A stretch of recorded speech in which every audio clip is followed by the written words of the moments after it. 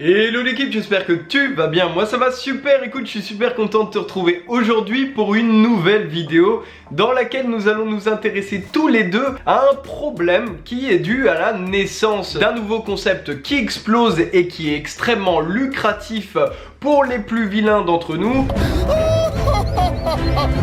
C'est tout simplement la niche des NFT et on va tous les deux aujourd'hui appuyer là où ça fait mal. No, God, please, no! On va donc dans cette vidéo décortiquer à la fois ce qu'il faut éviter de faire, les points importants à regarder avant d'investir dans tel ou tel projet. Pour toi, plus tard, tu puisses ne pas te faire avoir dans des soi-disant projets du futur NFT qui au final se sont cassés la gueule au bout de quelques semaines. Avant qu'on lance tout ça, comme d'habitude, n'hésite pas à t'abonner et à activer la notification si ce n'est toujours pas fait. Voilà, encore une fois, il y a beaucoup de zozos qui ne s'abonnent pas mais qui regardent mes vidéos. Bon, je ne comprends pas trop le concept, mais en tout cas voilà, n'hésite pas à t'abonner, ça ne coûte rien, à mettre ton meilleur coins bleu sur cette vidéo aussi, ça me ferait extrêmement plaisir. Bref, trêve de bavardage, nous on est parti. Bon, tu dois peut-être le voir derrière moi, sauf si c'est trop clair dans cette vidéo, on va tirer à balles réelles. Je vais éviter de dire des nombres, de toute façon il n'y aura pas besoin d'être très intelligent, avec quelques recherches vous allez trouver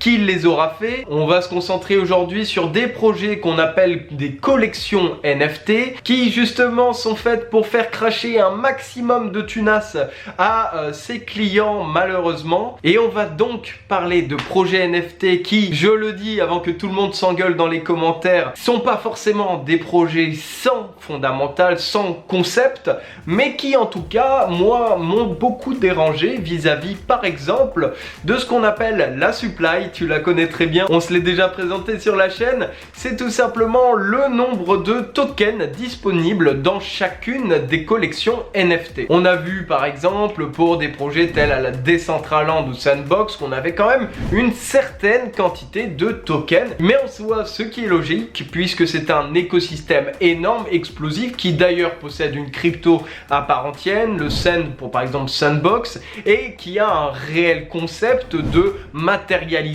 dans la métaverse de tel ou tel jeu, plateforme, etc.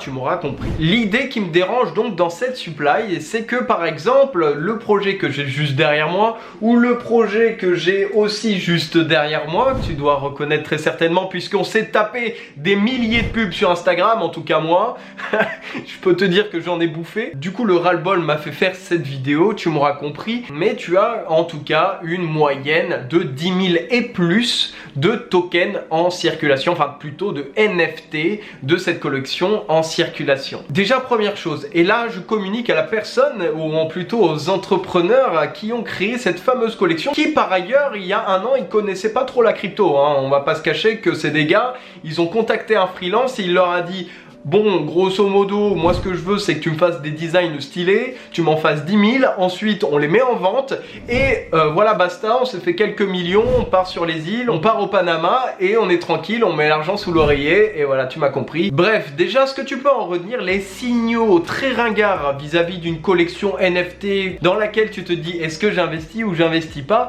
c'est de savoir déjà que de 1, la personne qui parle publiquement du projet n'est pas la personne créatrice de la collection NFT. Donc c'est-à-dire qu'il y a beaucoup de chances concrètement que les concepteurs du projet étaient là plus pour faire du cash que pour de la passion, que deuxièmement le fait de faire 10 000, 11 000 NFT sur une collection, ça ne veut pas dire que le cher entrepreneur de Dubaï qui a créé cette collection voulait tout simplement qu'il y en ait pour tout le monde. Non, il voulait juste se faire plus de thunes parce que justement si tu fais seulement 1000 NFT au lieu de 10 000, eh ben tu vas gagner moins de thunes.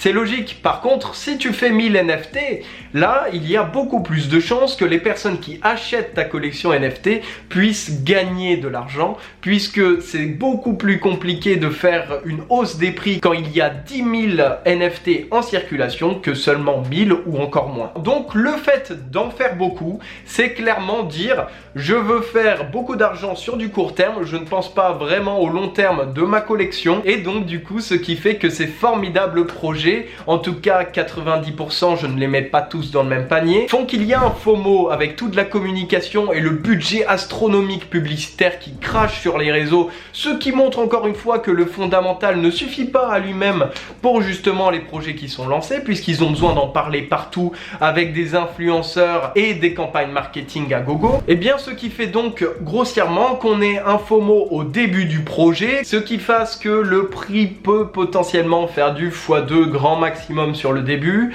et ensuite un cassage de gueule pour justement trouver ce qu'on appelle un floor price, donc un prix minimum qui va stabiliser pendant des mois et des mois peut-être avant de reconnaître une nouvelle hausse. Généralement c'est ce que je dis pour des projets d'avenir, par exemple pour les crypto-monnaies. Ici on est donc sur des NFT dont la plupart des collections sont faites pour faire gagner un maximum de thunes aux créateurs, plutôt que justement essayer d'amener vers le haut aussi la communauté qui est supportrice du projet. Si on fait un petit calcul par exemple avec celui que j'ai à l'écran, on a du coup 9000 pièces, voilà. On fait du fois, il me semble qu'ils l'ont vendu à 0,3, 0,2 Ether la pièce, alors qu'il y en a 9000. En termes de positionnement, je trouve que c'est quand même assez couillu. Enfin bref, on va partir sur du 0,2 Ether parce que je suis vraiment un mauvais client. Moi, j'ai pas suivi tout ce qu'ils ont fait et le prix du lancement de ce projet-là en particulier. Je suis un mauvais élève,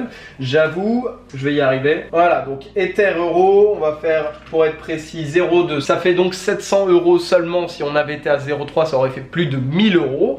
Donc on fait avec notre vieille calculatrice Google 700, allez 700 et quelques, hein, je minimise même, c'est plus de 700, mais on va dire 700, donc fois 9000, ça fait donc 6 300 000 € sans compter toutes les commissions que chacun de ces créateurs se font sur les transactions sur OpenSea qui peuvent exister sur la collection. Ce que je te mets en avant ici, ce n'est pas le fait que tous les projets soient nuls à chier, et tous les projets NFT encore moins. Moi-même d'ailleurs, je travaille sur un, mais tu le verras que c'est totalement le contraire de tout ce que je te présente là, notamment par la supply qui se compte sur les doigts d'une main, et je vais pas trop te spoiler tout simplement puisque le projet sort mi-janvier parce que je prends mon temps tout simplement et que c'est moi-même qui le fais.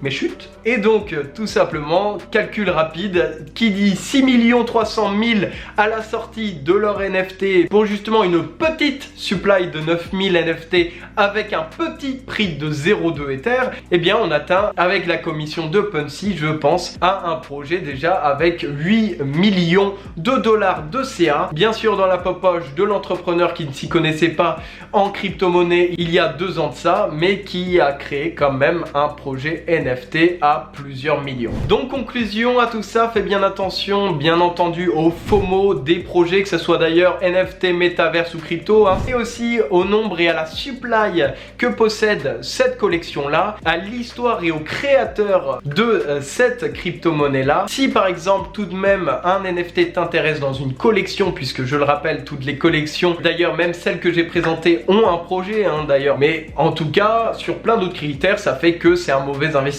personnel. Et donc ce qui fait, pour les exemples que je t'ai donnés, si tu achetais déjà à la sortie du projet, même pas sur la marketplace OpenSea où il y a pu avoir du FOMO, eh bien tu as déjà fait du divisé par 2 vis-à-vis de ton investissement à cause de ce que je viens de t'expliquer. Bref, en tout cas voilà, j'espère que cette vidéo t'aura plu. N'hésite pas à mettre ton meilleur coins bleu si c'est le cas, si elle t'a appris des choses, si elle peut te permettre d'ailleurs de faire des bons coups ou d'éviter des mauvais sur les prochaines semaines, prochains mois, à t'abonner si ce n'est toujours pas fait aussi en activant la notification. Tu peux aussi regarder juste en haut de la description, je t'ai mis ma petite formation gratuite et un e-book sur l'analyse technique des courbes si ça peut t'intéresser, voilà. Bref, en tout cas, moi je te laisse, je te souhaite une excellente journée, soirée. C'était Valentin pour vous servir. Allez, salut!